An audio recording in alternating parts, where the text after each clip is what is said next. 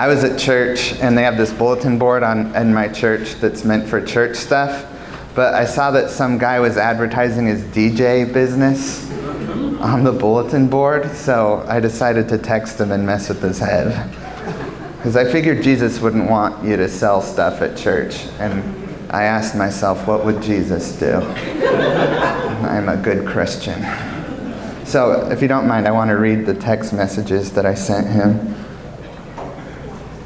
I started off, I said, oh shoot. Bulletin board DJ. My wife texted me and ruined my segue.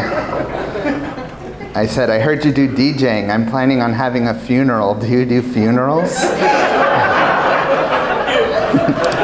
He said, what specifically are you looking for?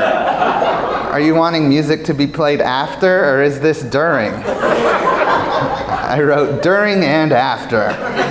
My friend is a big fan of Korean pop music, and we can play it during internment.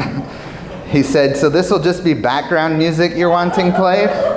I'm sorry, I've never done a funeral before, LOL.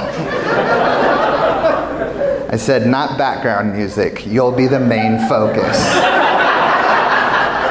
They'll just be burying him in the background. That way it'll be less sad. Can I ask if you have a fog machine and or lasers? He said, yes, I have both fog machines and lasers.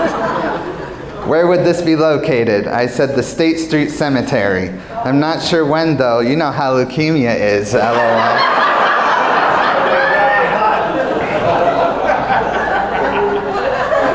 So he didn't respond to that part at all. He just wrote, lasers outside unless it's night. He's way past the leukemia stuff. I said, ooh, good call. Let's do a nighttime spooky funeral.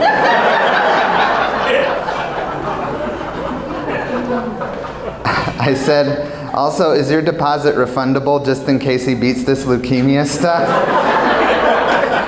He said, the deposit reserves a date. Since he is still living and you don't have a date yet, I won't take a deposit until he has passed on. Contact me when you have a funeral date and we can discuss details further. His only problem with this whole plan so far is that my imaginary friend isn't dead yet. I said, okay, that's reasonable. I'll call you as soon as he passes. He says, okay, sounds good. If you need any other DJ services or know anyone who does, let me know. He wants referrals now. And I said, I'll ask the other people in the cancer ward.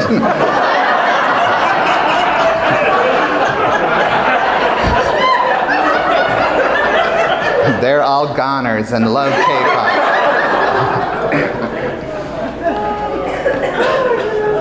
I get so mad at people in front of me in line too. And like old people are at self-checkout. I'm sorry, they should not be there. It should be segregated lines. Right, Alabama? Who's with me? Segregated lines. It should be 15 items or less and not on Social Security. It's not even their fault. Old people, they have to press the screen so hard. They press it so hard. They don't know what it is with old people and touch screens. They press it so hard to get it to read anything that their finger's doing. And I don't even think it's that they're bad at technology. I just think that your fingers die first. Computer's like, is this a ghost? Sorry.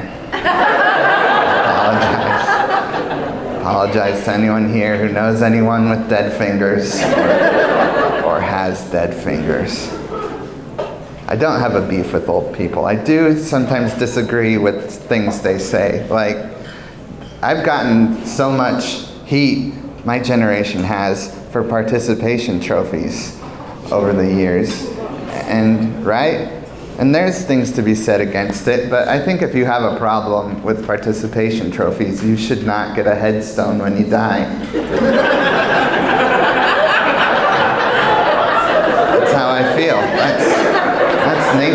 participation trophy.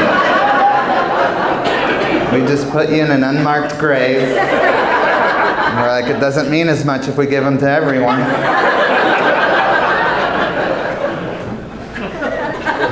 That's the participation trophy you get when you die. It just says your name, what days you participated from, and it doesn't say if you were a loser